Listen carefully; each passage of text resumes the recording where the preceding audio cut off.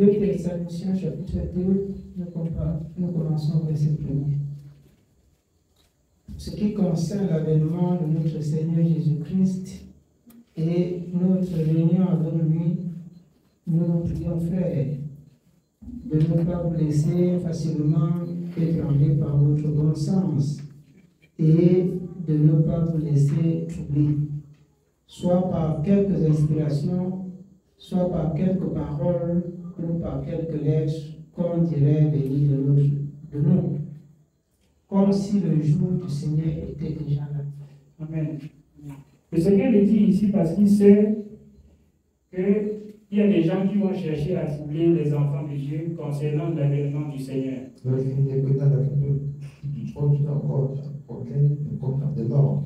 Et ça a d'ailleurs commencé depuis longtemps. D'autres disent même que Jésus-Christ n'est pas mort. Mais si nous ne sommes pas fermes dans la parole, si nous ne sommes pas affermis, ils vont nous détourner très facilement. Très facilement, ils vont nous détourner. Mais il nous exhorte ici de ne pas nous laisser ébranler par qui que ce soit concernant l'avènement du Seigneur. D'autres disent que le Christ n'est pas encore venu. Certains disent qu'il est venu, mais il n'est pas mort. Dieu l'a seulement enlevé au ciel.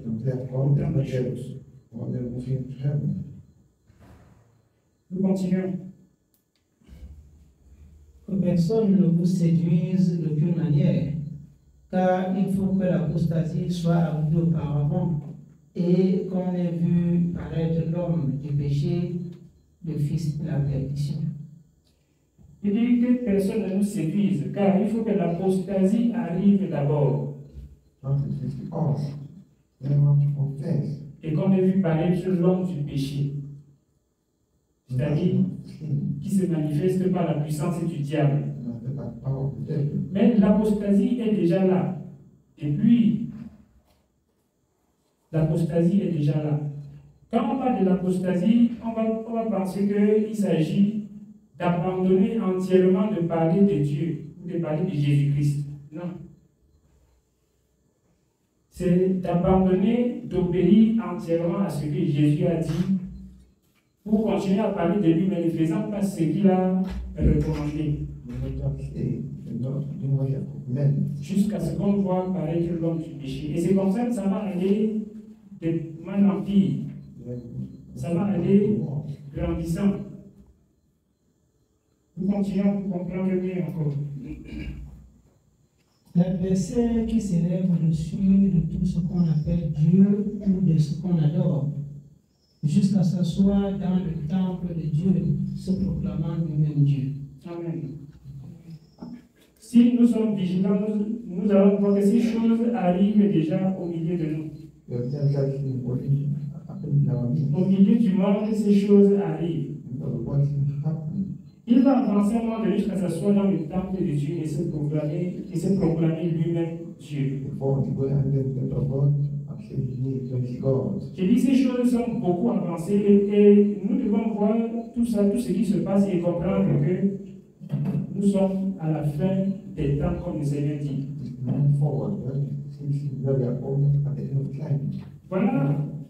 Voilà ce qui se passe.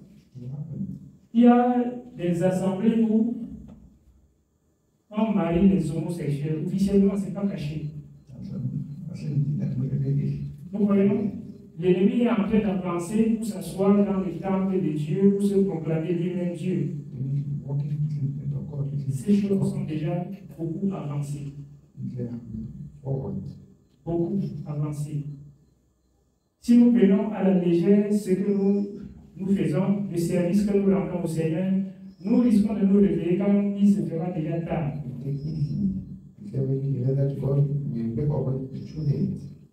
Mais parfois, observons ce qui se passe dans le monde pour comprendre Dieu.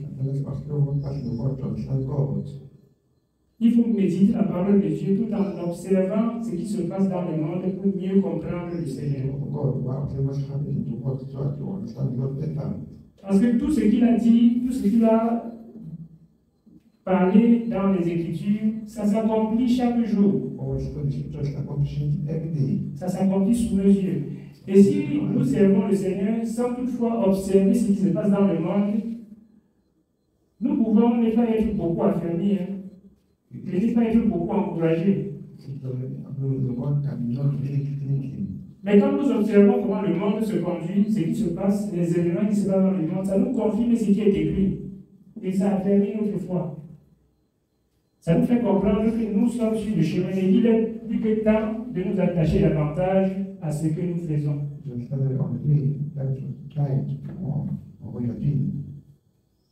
Donc, je nous exhorte en fait de ne pas méditer que la parole de Dieu et oublier ce qui se passe. Il faut observer.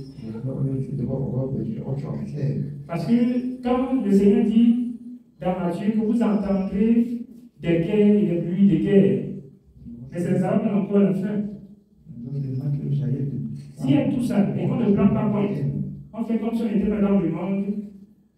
Chaque jour, on va méditer la même parole, mais ça sera comme si c'est une parole qui va s'accomplir peut-être 500 ans plus tard. Et pourtant, c'est en train de s'accomplir sous nos yeux.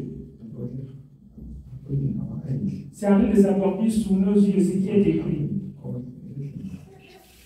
Et quand nous voyons que c'est en train de s'accomplir sous nos yeux, nous redoublons de force, nous redoublons de vigilance.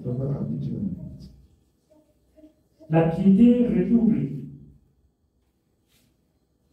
Donc nous voyons, l'ennemi avance doucement, doucement, jusqu'à ce qu'il va s'asseoir comme ça et dire, c'est moi Dieu.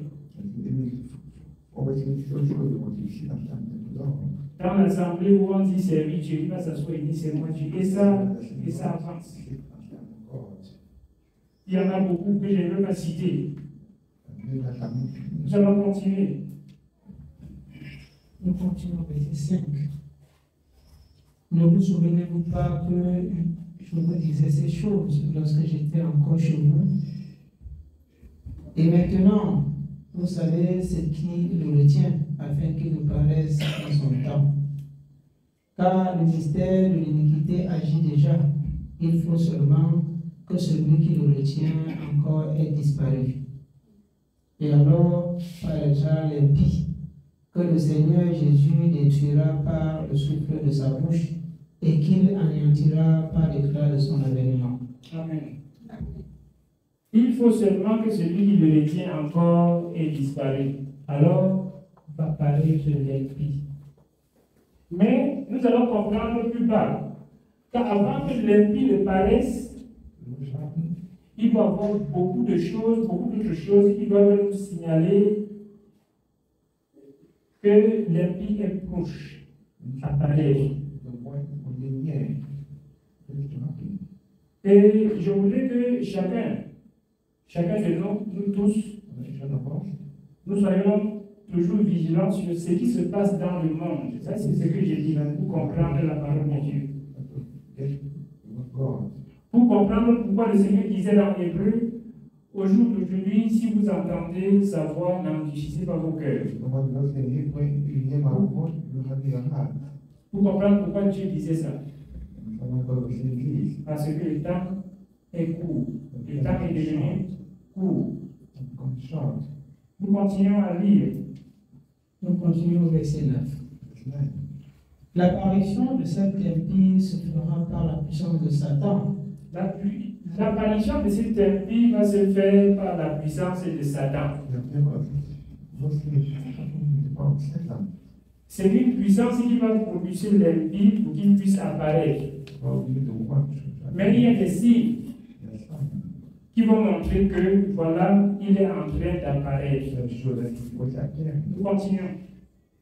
L'apparition de cet impie se fera par la puissance de Satan, avec toutes sortes de miracles, de signes et de prodiges mensongers. Voilà. Avec toutes sortes de miracles, de signes et de prodiges mensongers. Je pense que nous qui vivons dans le monde, nous ne pouvons pas faire comme si nous ne sommes pas dans le monde pour voir tout ce qui se passe. Des prodiges mensongers, des miracles mensongers qui se passent dans le monde actuellement. Choses qu'autrefois on ne voyait pas. Ces choses-là n'existaient pas avant. Mais maintenant, ça ne fait que s'aggraver. Nous comprenons que l'ennemi est proche. La fin est proche. L'avènement du Seigneur est proche. Donc, l'exhortation, c'est simplement pour nous faire comprendre que l'avènement du Seigneur est proche. Comme il le dit dans le livre de Pierre, soyons donc sages et sobres pour vaquer à la prière. Soyons sages et sobres pour vaquer à la prière. Croissons dans la grâce et dans la connaissance. Ne négligeons plus aucun détail sur ce qui concerne le service de Dieu. Parce que tout ce que le Seigneur a prescrit, a dit dans sa parole, c'est en train de s'accomplir sous nos yeux. Il y a plusieurs miracles mensongers, des prodiges. Le Seigneur dit dans Matthieu 24 que dans les derniers temps, l'ennemi fera tellement de miracles au point de séduire, même s'il était possible, les élus.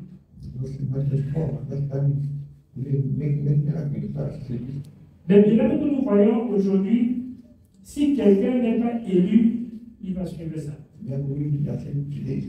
Si quelqu'un n'est pas de Dieu, il m'a dit c'est là-bas qui est bien. Parce que quand on touche seulement, Dieu a déjà agi. Et pourtant, ce n'est pas Dieu. Dieu n'agit pas comme ça, Dieu n'agit pas n'importe comment. Dieu n'agit pas pour le spectacle. Dieu n'agit pas pour étonner les gens. Il nous dit dans la parole qu'il fait chaque chose bonne en son temps. Et nous allons voir, quand quelqu'un fait son pied, quand tout le monde tombe là, ça sert à quoi? Qu'est-ce qui est bon là-dedans? Rien du tout. Il n'y a rien du tout. Le Seigneur fait chaque chose bonne en son temps. Il fait, tout ce qu'il fait est utile. Nous allons continuer. Nous continuons au verset 10. Et avec toute persécution de l'iniquité pour ceux qui périssent, parce qu'ils n'ont pas reçu l'amour de la vérité pour être sauvés. Amen. Le Seigneur dit dans sa parole que cette bonne nouvelle du royaume sera prêchée dans tout le monde entier. Dans tout le monde entier, à commencer par Jérusalem. Donc, personne ne pourra dire je n'ai pas écouté ceci, je n'avais pas compris, je n'avais jamais entendu parler. C'est pour ça que le Seigneur précise ici en disant et toutes les séductions de l'iniquité pour ceux qui périssent. Alors il y a des personnes qui périssent, qui sont là pour la perdition. Pourquoi? Pas parce que le Seigneur les a choisis comme étant des personnes qui doivent détruire absolument. Mais parce que l'amour de la vérité s'est présenté, ils n'ont pas reçu l'amour de la vérité pour avoir la vie sauve. Et l'amour de la vérité se présente et va se présenter à tous les hommes sur la surface de la terre. Tout le monde. Ça va se présenter à tout le monde. Et comme le Seigneur dit, si l'homme n'est pas assez vigilant, il ne saura pas quand est-ce que le Seigneur l'a visité. Parce que dans Job 33, il dit, Dieu parle tantôt d'une manière, tantôt d'une autre. Et l'homme y prend point garde. L'homme y prend point garde. Sachant que le Seigneur peut vous amener quelque part, vous faire souffrir un peu. Pas parce que vous êtes allé là-bas souffrir, mais parce que il veut vous parler. Il veut vous faire du bien. Mais si on ne s'attarde que sur sa souffrance, on ne comprendra pas. Nous avons lu ici hier, dans Exode, je crois que c'était Exode 5, les enfants d'Israël. Regardons ce qui se passe avec eux. Ils sont au pays d'Égypte. Ils ont tellement travaillé l'esclavage que ce n'est plus un problème pour eux. Ils sont même à l'aise là où ils sont. La quantité de travail, ça les suffit. Mais comment, quand Dieu dit, pas les dire que je vais les libérer. Quand on apporte la parole du Seigneur, votre Dieu veut vous libérer. C'est là où la souffrance commence. Et nous voyons qu'il n'était pas attentif à la voix de Dieu.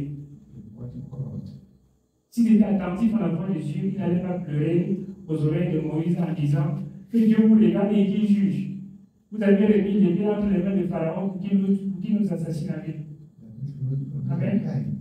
Ils allaient comprendre que c'est notre Seigneur qui veut nous délivrer. Et ça se passe tantôt d'une façon, tantôt d'une autre façon.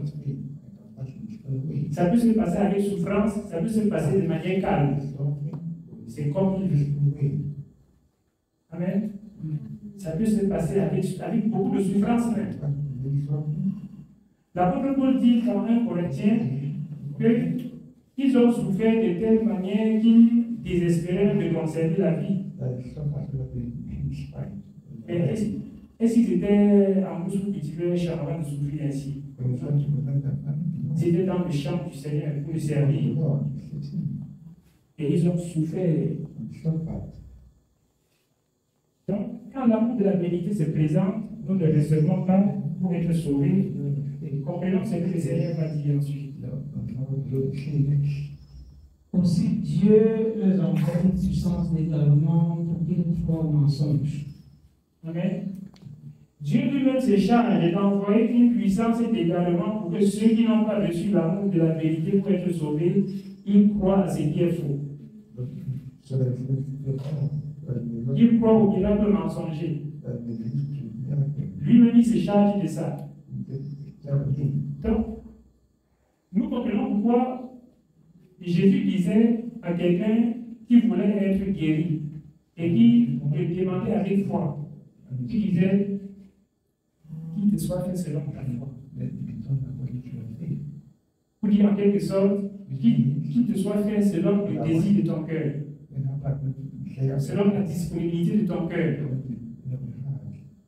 Alors, comprenons ça et faisons attention à ce que nous amassons dans le cœur comme disposition. Parce que si nous cultivons n'importe quoi dans le cœur, le Seigneur va faire quoi? Nous voyons, si nous cultivons quoi que ce soit, ça s'attache à notre cœur, il va faire seulement quoi? Il va fertiliser ça. C'est la raison pour laquelle il nous recommande qu'aucune mauvaise pensée même ne s'attache à notre esprit. Qu'aucune mauvaise, même la mauvaise pensée ne s'attache à notre esprit. Donc, lui-même, il se charge. Regardons ce qui s'est passé avec Pharaon. Quand Moïse et Aaron sont allés voir Pharaon, quand Pharaon a résisté, ce n'est pas Dieu qui endurcissait son cœur. Dès le premier temps, non, ce n'est pas Dieu. Il refusait lui-même. Mais à un moment donné, Dieu a commencé à dire, je vais endurcir son cœur pour qu'il ne me laisse pas. Allez. Donc, même après le ravage que je vais faire là, je vais endurcir son cœur, il ne va pas vous laisser. Si Dieu n'endurcissait pas son cœur, c'est qu'après c'était un ravage, Pharaon devait dire non partir. Mais Dieu dit lui-même, je vais endurcir son cœur afin de faire éclater ma gloire. Les souterrains vont ravager son pays, mais je vais endurcir son cœur qui ne vous laisse pas partir. Et je vais faire encore autre chose. Mais au tout début, c'était de manière tranquille. Laisse mes enfants aller au désert, laisse mes enfants partir. Ils t'ont servi depuis plus de 400 ans. Laisse-les partir. C'était aussi simple que ça. Mais il s'est endurci. Dieu a envoyé une puissance d'endurcissement sur lui. Et à chaque fois maintenant, il s'endurcissait seulement. Même là où tout le monde voit que non, il fallait qu'on exécute ce que leur Dieu demande. Il s'endurcit plus. Donc, quand l'amour de la vérité est présenté à nous, recevons avec empressement. Recevons avec empressement.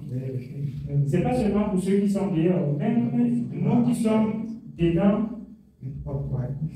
nous appelons des choses chaque jour. Donc, quand nous appelons quelque chose, attachons-nous très vite à ce que nous appelons là. Voyons ce que le Seigneur dit dans Hébreu. Hébreu chapitre 2, à partir du verset 1.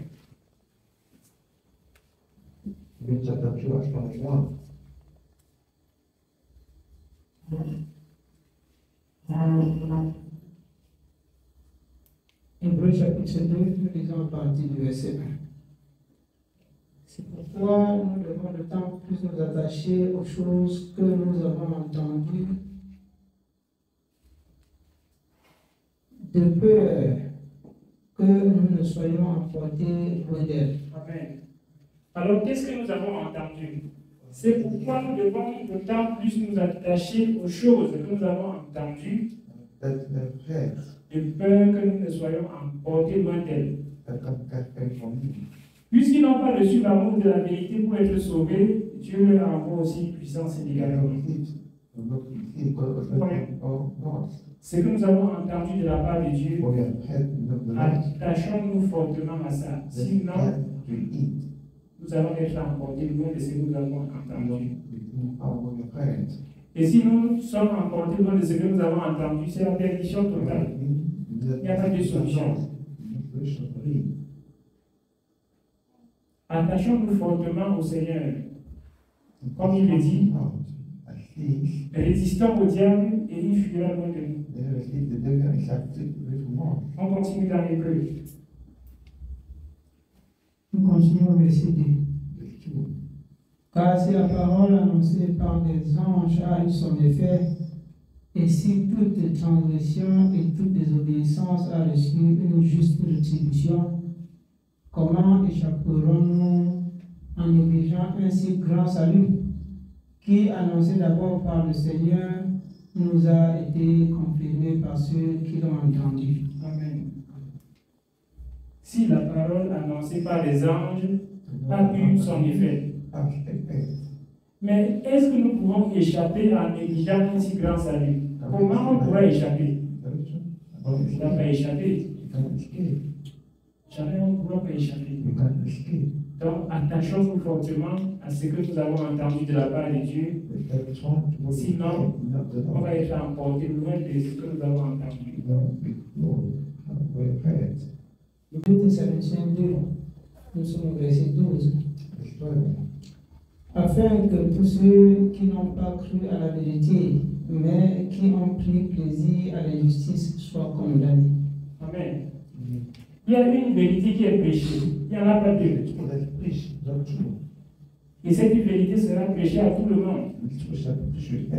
C'est afin que ceux qui n'ont pas cru à la vérité soient reconnus comme ils sont. Si quelqu'un ne croit pas à la vérité, il est jeté dehors. Si on ne croit pas à la vérité, c'est à cause de quelque chose.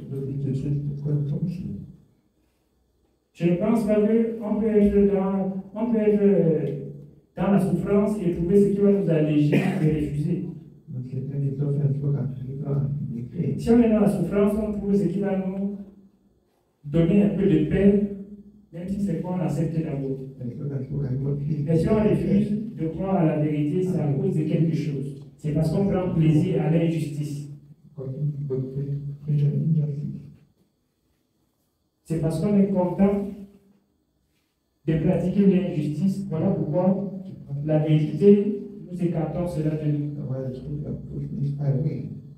Et quand nous prenons plaisir, c'est pour ça que Dieu dit qu'il ne tient pas compte des temps d'ignorance. Mais ici, ceux qui ont pris plaisir, pas ceux qui étaient dans l'ignorance et que ça les a trouvés. Non. Mais pour ceux connaissant la vérité, comme le Seigneur dit dans le Romains chapitre 1, qu'ayant connu Dieu, ils ne l'ont pas glorifié comme Dieu. Pas qu'ils ne connaissaient pas. Ils connaissaient Dieu, mais ils ne l'ont pas glorifié comme Dieu. Ceux-ci connaissaient la vérité, mais ils ont pris plaisir à l'injustice. Pour nous, nous devons faire l'effort d'éloigner tout acte d'injustice. Afin que rien qui puisse être désagréable à Dieu ne s'attache à nous. Nous allons continuer. Nous continuons au verset 13. Pour nous, frères bien-aimés du Seigneur, nous devons à votre sujet rendre continuellement grâce à Dieu, parce que Dieu vous a choisi dès le commencement pour le salut, par la sanctification de l'Esprit et par la foi en la vérité. C'est à quoi il vous a appelé par notre évangile, pour que vous possédiez la voie de notre Seigneur Jésus-Christ. Ainsi donc, frères, demeurez fermes et retenez les instructions que vous avez reçues, soit par ma parole, soit par notre parole, soit par notre lettre. Que le Seigneur Jésus-Christ lui-même et le Dieu de notre Père qui vous a aimés et qui nous a donné par sa grâce une consolation éternelle et une bonne espérance, console vos cœurs et vous affermisse en toute bonne œuvre et en toute bonne parole. Amen. Amen. Disons encore 1 Jean chapitre 2. Nous commençons au verset 18.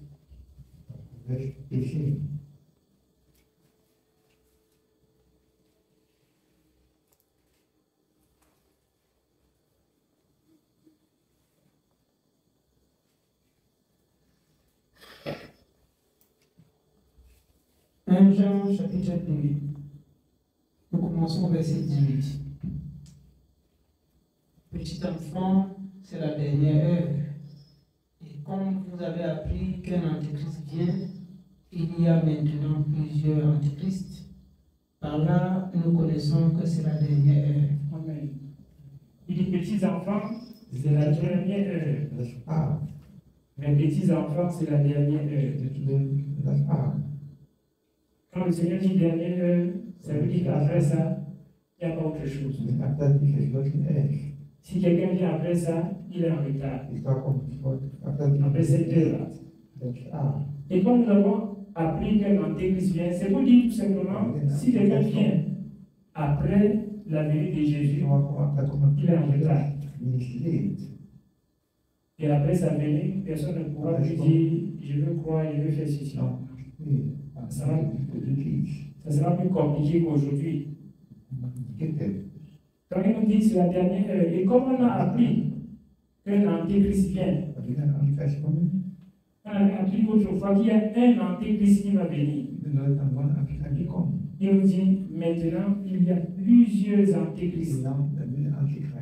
Plusieurs. Ça revient à ce qu'on disait dans 2 Thessaloniciens tout à l'heure. Plusieurs antéchrists. C'est ceux qui parlaient de Christ. Ils disent même aimer beaucoup Christ. Respecter beaucoup Christ. Mais ne faisant pas sa volonté. Mais ne faisant aucun cas de ce qu'il a dit. C'est ceux qui disent respecter beaucoup Christ, mais falsifiant même les paroles de Christ. Il falsifie même les paroles de Christ. C'est ça l'antéchrist. Nous continuons. Ils sont sortis du milieu de nous, mais ils n'étaient pas des nôtres. Car s'ils eussent été des nôtres, ils seraient demeurés avec nous. Mais cela est arrivé afin qu'il se manifeste que tous ne sont pas des nôtres. Ils sont sortis du milieu de nous, mais ils n'étaient pas des nôtres. Voilà l'une des raisons pour lesquelles je n'aime pas dire que je suis chrétien. Parce que tout le monde s'appelle chrétien. Pour d'autres, si tu n'es pas musulman, tu es automatiquement chrétien. Amen. Donc quand on dit c'est un chrétien, c'est confondu. C'est la confusion totale. C'est pourquoi le Seigneur dit ils sont sortis du milieu de nous. Donc ils vont toujours s'appeler chrétiens. Ils vont toujours s'appeler chrétiens, mais ne faisant pas les œuvres de Christ. On se mélange pas avec eux. On se mélange pas avec eux. Il faut qu'on se distingue d'eux. On doit bien se distinguer d'eux. Si quelqu'un m'appelle chrétien, il n'y a pas de souci. Mais moi, dire à quelqu'un que je suis chrétien, non.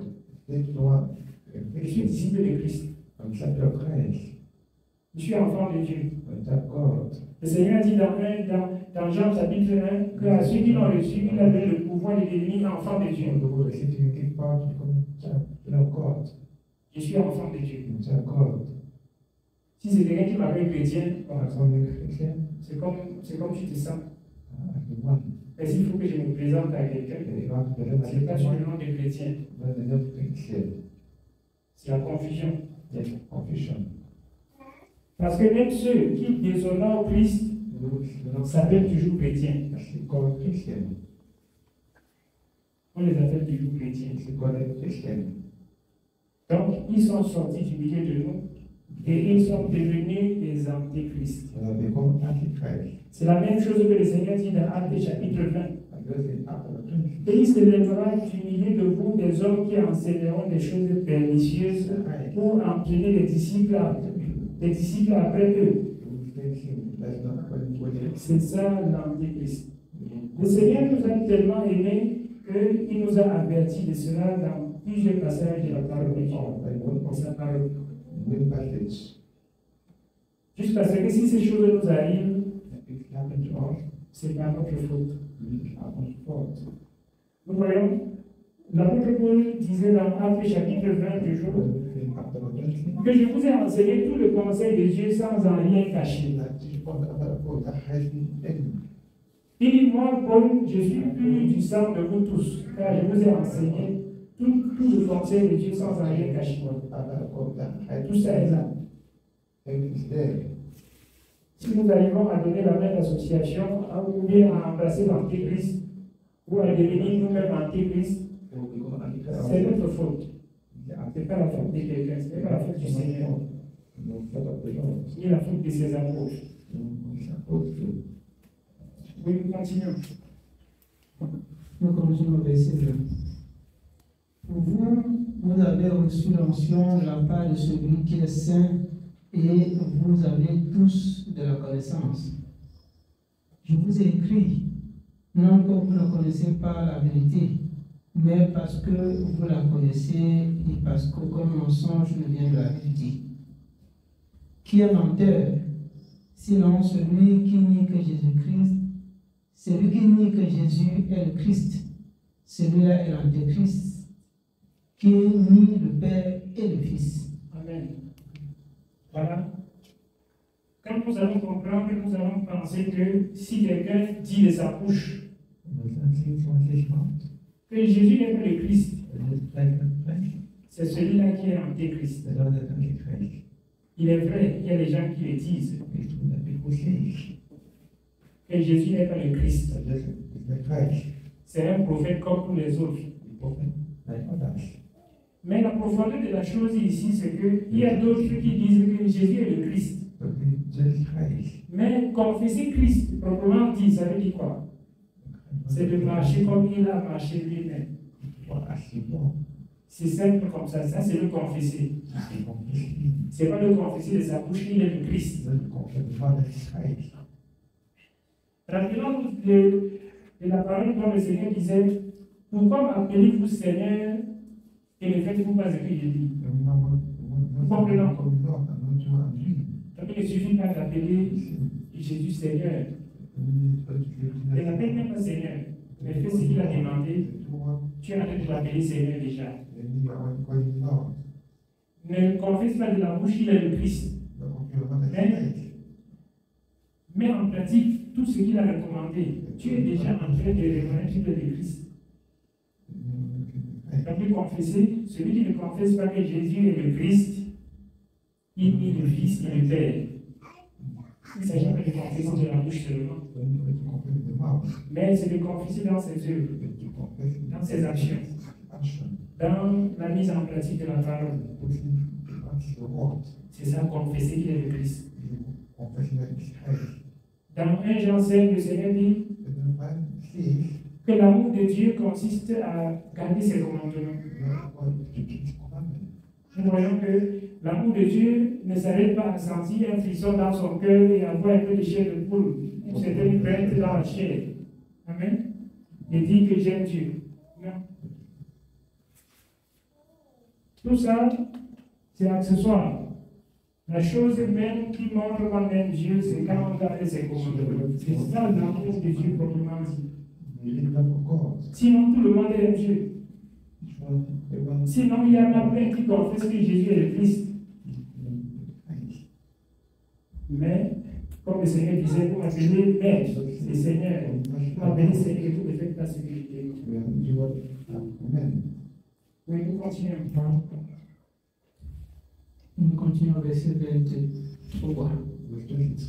Quiconque nie le Fils n'a pas non plus le Père.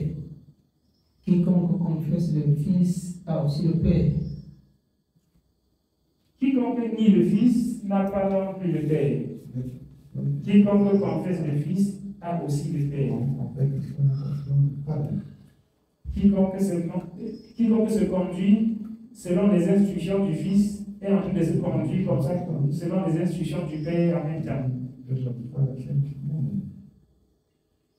Quiconque met en pratique la parole du Fils est déjà en train de mettre la parole du Père en pratique.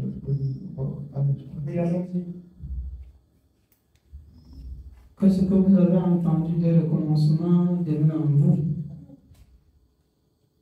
Si ce que vous avez entendu dès le commencement demeure en vous, vous demeurez aussi dans le Fils et dans le Père. Voilà, si c'est que nous avons entendu dès le commencement. Ça revient dans ce qu'on disait dans Hébreux chapitre 2. Si ça demeure en nous, nous voyons ici maintenant, il n'a pas dit que ça demeure dans nos lèvres. Mais ça demeure au bout de nos lèvres en prononçant Jésus est le Christ. Si ce que nous avons entendu dès le commencement demeure en nous, si ça forme un avec nous, nous demeurons aussi comme ça dans le Père et dans le Fils. Donc, confesser que Jésus est le Christ, ce n'est pas la parole que Jésus est le Christ et puis ça va.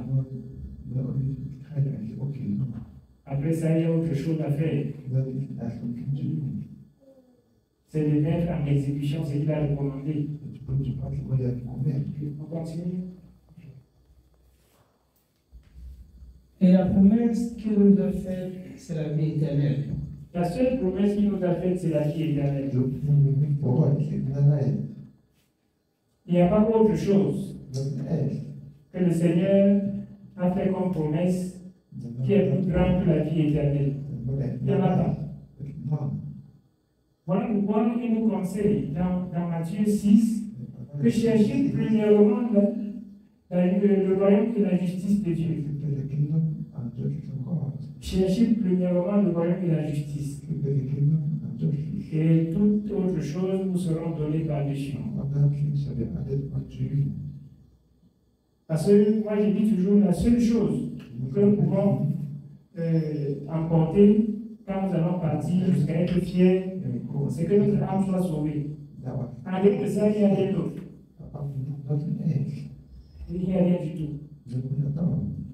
Donc, nous devons toutefois nous attacher aux choses que nous avons entendues et non nous attacher aux choses que nous voyons et qui sont agréables.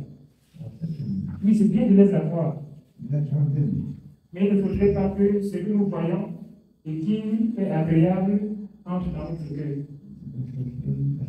Si ça entre dans le cœur, ça va occuper une place que le Seigneur devait occuper et ça va créer quelques distorsions en nous. Donc, apprenons à utiliser ce qui est dans le monde hors du cœur. Amen.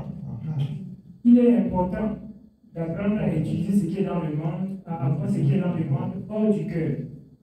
Et que le Seigneur prenne toute la place dans le cœur. Mais ce qui est dans le monde soit seulement autour de nous, mais que ça n'entre pas ici. Là. Si ça entre ici, c'est mauvais. Parce que le Seigneur, lui, veut tout notre cœur. Il ne veut pas une partie. Il ne veut pas avoir une place dans notre cœur. Non. Il ne veut pas partager. L'homme, c'est la gloire de Dieu, n'est-ce pas? Mais si nous disons dans Isaïe, nous allons voir, il dit quoi? Qu'il ne partage pas sa gloire avec d'autres. Amen. Dieu ne partage pas sa gloire. Donc, si nous reconnaissons que nous sommes la gloire de Dieu, donnons-nous tout entier à lui, parce qu'il ne partage pas sa gloire. C'est pour ça qu'il disait, utilisons les choses du monde hors du cœur. Si ça entre dans notre cœur, ce n'est pas bien. Parce que nous n'avons pas apporté ça. Mais nous allons aussi partir sans rien prendre de ça. Mais si le Seigneur est dans notre cœur, nous allons partir avec lui en même temps. Et le trouver et être avec lui. Tenons à ça vraiment de manière ferme. Mettons ça à l'esprit de manière ferme. Les choses palpables sont passagères. Tout ce qui est palpable, tout ce que l'on peut toucher, ce sont des choses temporaires. Amen. Nous allons continuer. Nous continuons au verset 28. Et la promesse qu'il nous a faite, c'est la vie éternelle. Au verset 25. Je vous ai écrit ces choses au sujet de ceux qui vous égarent. Pour vous, l'onction que vous avez reçue de lui demeure en vous, et vous n'avez pas besoin qu'on vous enseigne. Mais comme son onction vous enseigne toutes choses, et qu'elle est véritable, et qu'elle n'est point un mensonge, demeurez en lui selon les enseignements qu'elle vous a donnés.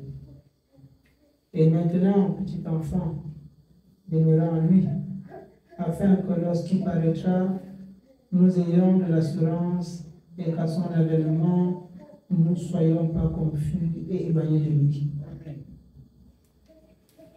Et maintenant, petits enfants, demeurons en lui. Demeurons en lui, afin qu'à son avènement, nous soyons proches, nous soyons vraiment avec lui. Il dit plus haut que nous devons le servir selon les commandements qu'il nous a donnés, selon ses instructions. Sinon, à son avènement, nous allons être confus et éloignés de lui. La confusion sera notre partage.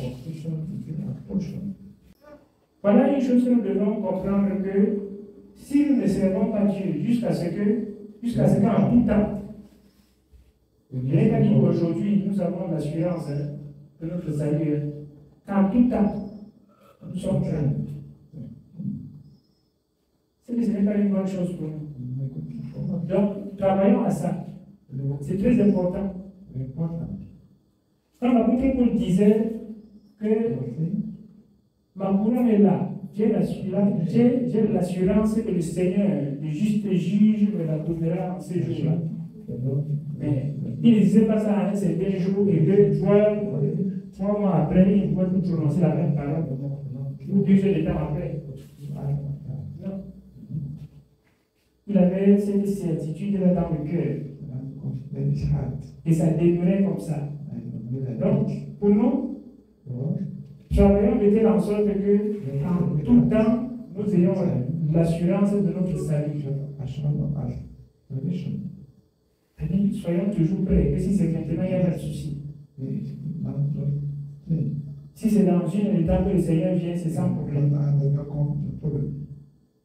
Moi, je comprends que c'est la meilleure façon de servir Dieu. Amen. C'est la meilleure façon de servir Dieu. Ça, c'est la meilleure façon. En servant Dieu de la sorte, on s'éloigne du péché. On s'éloigne beaucoup du péché. C'est-à-dire, on jette le péché loin de nous. En servant Dieu de la sorte, on a toujours dans l'esprit de fuir le mal. Parce que je veux être prêt dans les secondes qui suivent. Amen. C'est la meilleure façon de servir Dieu. Nous ne sommes pas peut-être encore comme le Seigneur voudrait qu'on soit, de telle en sorte qu'en tout temps nous soyons prêts, mais travaillons en ça. Je vous en supplie, travaillons en ça, c'est très important. Je dis toujours, pour nous, enfants de Dieu, il y a des choses dans le Seigneur. Que si nous faisons l'effort jusqu'à nous franchissons, et que ces choses-là prennent vie en nous, nous avons vaincu beaucoup de démons, de choses. Nous avons balayé plein de choses qui devaient s'attacher à nous quand on ne pensait même pas. Ça, c'est l'une des choses-là. Ça, c'est l'une des choses. Avoir dans l'esprit, est-ce que je suis prêt? Donc, voilà, admettons que le Seigneur a béni d'ici 30 minutes. Enfin, si le Seigneur vient d'ici 30 minutes, nous sommes prêts. Nous sommes sûrs que ça va, il n'y a pas de souci. Hein? Disons un peu. Quelqu'un disait quelque chose. Est-ce que nous sommes sûrs que c'est sans souci? Non, là, s'il vient là, il n'y a pas de problème. Il dit 30 minutes, c'est 30 minutes là. Personne ne veut rien dire. Si quelqu'un disait quelque chose, est-ce qu'on est sûr que d'ici 30 minutes là, si le Seigneur vient, tac, je suis d'accord avec lui qui vient maintenant là. Hein? Mais nous voyons, quand la pensée, quand nous ne sommes pas en plein dans les services de Dieu, quand la pensée de la venue du Seigneur nous a un peu à l'esprit, que le Seigneur attend un peu que je puisse arranger, que je sois comme ceci. Laissons. Tâchons à être ce qu'il veut chaque jour, en même temps. Le Seigneur disait dans une parole qui me vient à l'esprit, quand tout temps mes vêtements soient blancs. Amen.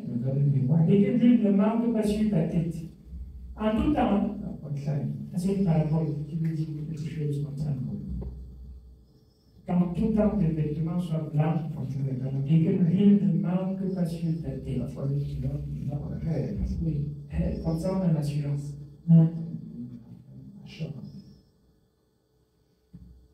Donc, que le Seigneur nous accorde la grâce de prendre ça de cette façon-ci. Oui. Et voilà l'une des choses qu'il faudrait qu'on fasse, n'est-ce pas? Ne pas souvent agir avant de voir si c'était ce qu'on devait faire. Parce que voilà l'une des choses qui nous éloigne beaucoup de Dieu. Vous comprenez?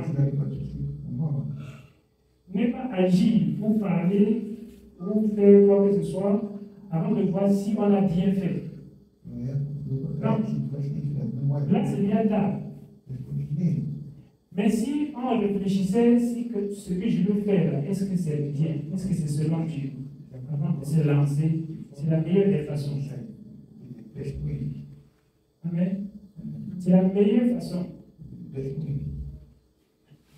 de voir d'abord, d'examiner d'abord, voir si ce que je veux faire là, c'est selon Dieu. En quelque sorte, d'écouter l'esprit d'abord, avant d'agir. Que d'agir, après l'esprit nous reprend. Amen. Que d'agir, après l'esprit nous reprend dans son temps d'agir. Parce que moi j'ai constaté quelque chose que quand l'esprit nous reprend, c'est très grave. Dans Isaïe, le Seigneur dit qu'il y a certaines personnes qui ont été rebelles à l'Esprit de Dieu.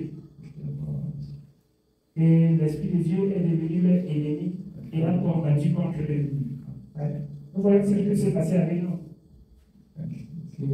Si nous nous habituons à agir sans écouter l'Esprit, nous pouvons faire des choses tellement graves que l'Esprit devient plutôt ennemi. Il devient plus ennemi. Et il s'est pas combattre contre nous. Pourtant, c'était notre ami. Donc, si nous faisons les choses de cette façon, nous allons voir que l'Esprit va demeurer notre ami jusqu'à la fin. Il va même beaucoup nous soutenir. Si nous nous exerçons à l'écouter avant d'agir, il va beaucoup nous faire grandir. Il va rendre notre oreille plus attentive à ce qu'il dit. Nous savons que le plus souvent on agit avant de faire. J'ai même senti que je ne devais pas faire ça. Mais j'ai fait avant de me rappeler que j'ai senti. C'est parce que l'attention à l'esprit n'est pas fine. L'attention au Saint-Esprit n'est pas fine. Quand on est attentif à l'Esprit Saint, au fur et à mesure, l'attention devient très fine. On devient plus attentif, on comprend mieux. Quand il a fait, on a compris très bien. Mais au début, si on ne s'exerce pas pour garder, au fur et à mesure, la compréhension va plutôt finir. Ça va plutôt tarir. Jusqu'à un moment donné, il va parler, on ne va plus comprendre. On ne va plus rien comprendre de ce qu'il dit. Même après avoir fait l'acte, même après avoir parlé, on ne va pas comprendre qu'on a mal fait. C'est quelqu'un qui va venir nous dire que ce que tu fais là, c'est quoi? Voyons, c'est trop tard, c'est bien allé très loin. C'est allé très loin. Faisons attention de marcher de telle en sorte que quand nous faisons le mal, c'est quelqu'un qui vient nous dire, ça n'est pas seulement du mal, c'est grave. C'est très grave. Ça veut dire que l'esprit dort. Mais si c'est lui qui nous l'a fait, il sent que ça. Parfois, ça peut rappeler plus que dans la parole de Dieu, c'est écrit que.